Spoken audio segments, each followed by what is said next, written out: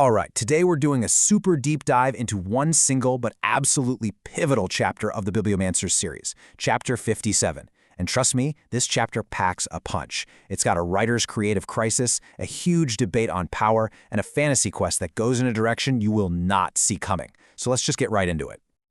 So yeah, we're focusing entirely on Chapter 57 today. And what's so great about it is that it starts with this simple little question about writing, but before you know it, it spirals into this incredibly complex story about morality, power, and what it even means to be good. And it all kicks off with this question. Rose asks Sparky for his opinion after he reads her latest story, but his answer just completely throws her for a loop. He points out that her so-called likable male character, McCracken, wasn't really her creation. He was created by Talbot. And that one little critique is what launches the entire chapter's main theme, Rose's quest to write a compelling male lead all on her own. Okay, so here's our roadmap for the chapter.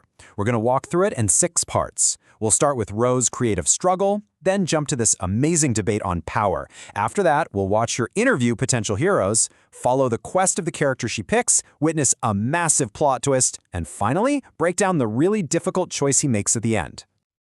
All right, first up, a writer's dilemma. This opening scene isn't just about her struggling to come up with a character.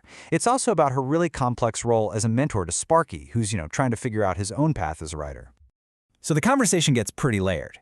Sparky mentions that Talbot actually asked him to co-write something, but Rose pumps the brakes.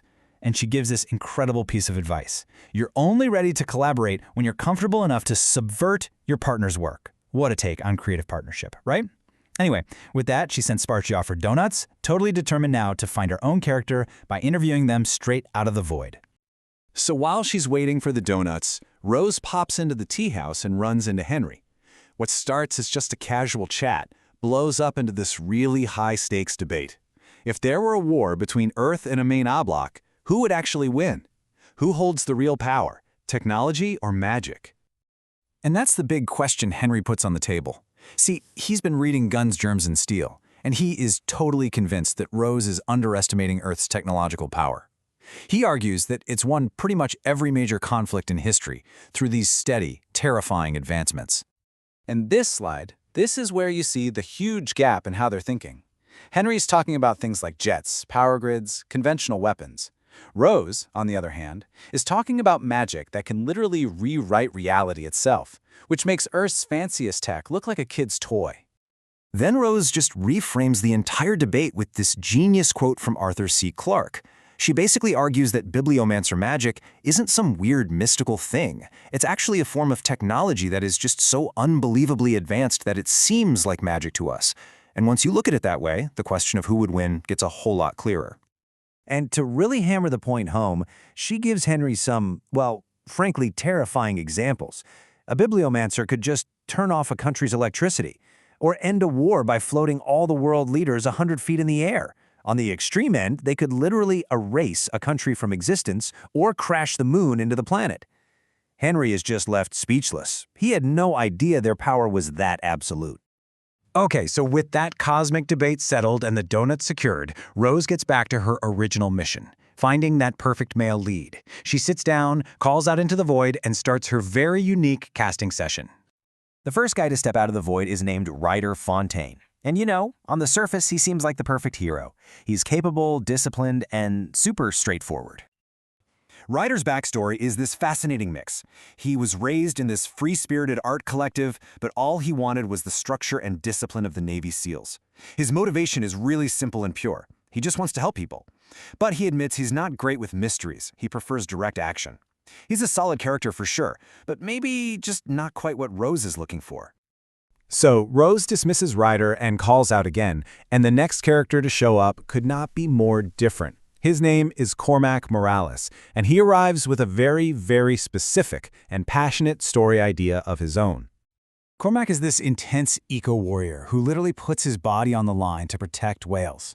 He's also a massive fan of the web novel The Wandering Inn, and he pitches Rose a story where he gets to protect goblins.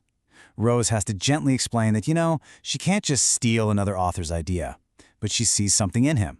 To channel that protective instinct, she offers him a different role, the hero in a classic fantasy quest. And just like that, boom, we are dropped into a story within a story. Cormac is now a paladin, a holy warrior sworn to his goddess Vesta, and his sacred mission to rescue a virgin princess who's been sacrificed to a dragon. Right away, the quest is a race against time. He gets to the sacrificial plateau, but he's minutes too late. After a really frustrating search in a nearby village, he finally gets a lead and chases the dragon north into the mountains. That final climb is just brutal, a treacherous ascent up a slope of loose rock. He's exhausted, but as he finally reaches the cave, he hears a woman screaming inside, and it just hardens his resolve. So Cormac charges into the cave, his holy armor glowing, totally ready to slay the beast and save the princess. But the scene he finds inside is not at all what he was expecting. And the dragon's response just shatters his entire world. Cormac is magically frozen in place by this beast that seems more annoyed than angry. And when he accuses the dragon of violating the princess, the creature drops this bombshell. The entire reason for his holy quest just evaporates. So this is the core of the twist, right? The paladin's heroic belief clashes with this bizarre, almost funny reality. The dragon didn't want to eat the princess, it needed a virgin for some weird ritual with its eggs. But the villagers sent a girl who wasn't a virgin, which just made the whole thing a giant inconvenience for the dragon. There is no monster here, just a massive misunderstanding.